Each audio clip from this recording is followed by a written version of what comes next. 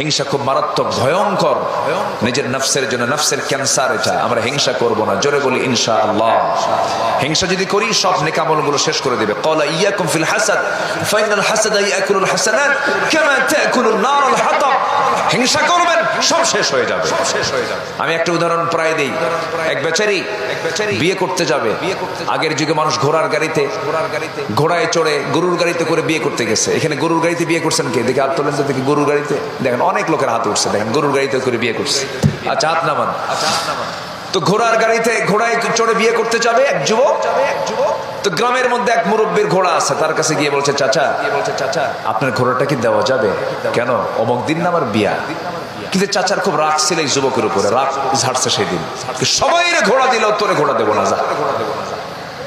যুবকটা মন খারাপ করে বাড়িতে আসছে, রূপক অর্থে বলছি আমি। তো যুবকটা বাড়িতে এসে সবে কদর আসছে সামনে, সবে কদরের দিন মসজিদে গেছে। রাতে মসজিদে গিয়ে নামাজ কালাম পইরা, তাহাজ্জুদ, তারাবি সব নামাজ কালাম শেষে শেষ মোনাজাতে হাত তুলে দোয়া করতেছে, আল্লাহ আজকের এই বরকতময় রাতে আমার জন্য কিচ্ছু চাওয়া নাই, আমি আমার জন্য কিচ্ছু চাই না, তোমার কাছে আমার শুধু একটা চাওয়া, বুড়ার যেন ঘোড়া মরে। বুড়ার কি মরে? ঘোড়া মরে।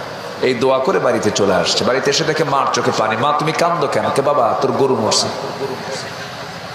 কি মরছে বলেন তো? গরু মরছে। তাহলে দোয়া কবুল হয়েছে কিনা? খান। কিন্তু মালাকুল মউত গেছে ঘোড়ার কাছে না গরুর কাছে? কার গরু? বলেন কার গরু? হিংসা করবেন, নিজে জ্বলবেন। যার জন্য হিংসা করা হচ্ছে তার কিচ্ছু হবে না, কিচ্ছু হবে না। হিংসুক হিংসার যন্ত্রণায় মরে। যার জন্য হিংসা করা হয় সে আল্লাহ তাআলা তাকে টেনে উপরের দিকে তুলে নেন। আল্লাহু আকবার। আমরা হিংসা করব না, জোরে বলি ইনশাআল্লাহ। হিংসা মুক্ত হৃদয় বানাবো, দেখবেন আপনার হৃদয়ে কোনো যন্ত্রণা থাকবে না, অসুখও থাকবে না। জমি কেনে একজন, আরেকজনের ঘুম হয় না, খেলে মাথা তাবড়ায় আর কয় হাই রে হলোটা কি? আছে না নাই? বলেন তো আছে না নাই? টেনশন করে না। আমরা হিংসা করব না, ঈমানকে ফ্রেশ রাখবো, জোরে বলি ইনশাআল্লাহ। ঈমানটাকে টিকে রাখবো। আমরা ঈমানটাকে কি করব? টিকে রাখবো। ঈমান কিন্তু খুব স্পর্শকাতর বিষয়। ইসবিহু মুমিনান ওয়া ইমসি কাফিরান। সকালবেলা ঈমান আছে, বিকেলবেলা ঈমান নাই। একটা কথা ভাইজানের আমার কাছে খুব দামি মনে হয়েছে। সেটা হলো ফেরাউন যে ইসলাম বুঝতো, আমার দেশের মুসলমানরা সেই ইসলাম বোঝে না। বাস্তব একটা কথা। ইউবাদদিলা দীনাকুম, আয়াত পড়েছি। আপনার কথাটা নতুন করে আপনি ফাইন করে আপনি ডিসপ্লে করলেন, খুব সুন্দর হয়েছে, আলহামদুলিল্লাহ। ফেরাউন দ্বীনের ব্যাখ্যা বুঝতো, এই আয়াত প্রমাণ করে। কিন্তু আমার দেশের মানুষ দ্বীনের ব্যাখ্যা বোঝে না। ঈমান কি, ঈমানটা কি বোঝে না। মাত্র একটা বিড়ির প্যাকেটে ঈমান বিক্রি করে ফেলে।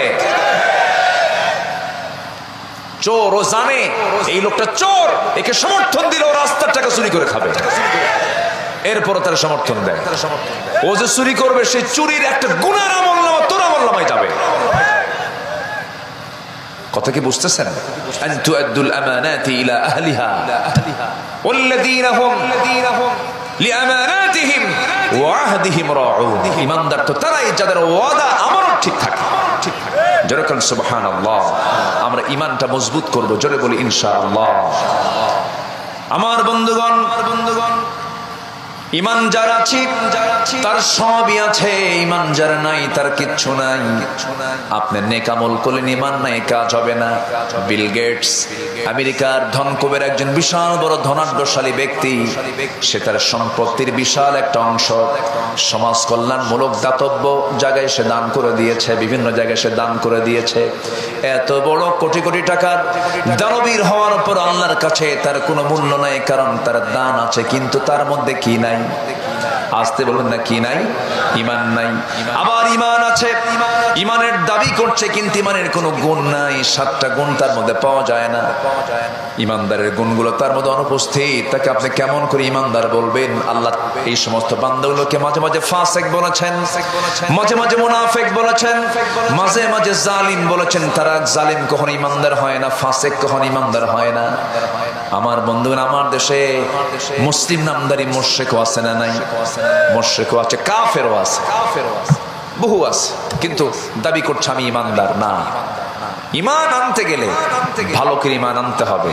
ইয়া আইয়ুহাল্লাযীনা আমানু আমিনু আহাসিবান নাস আইয়ুতরাকু আইয়াকুলু আমান্না ওয়া হুম লা ইফতানুন।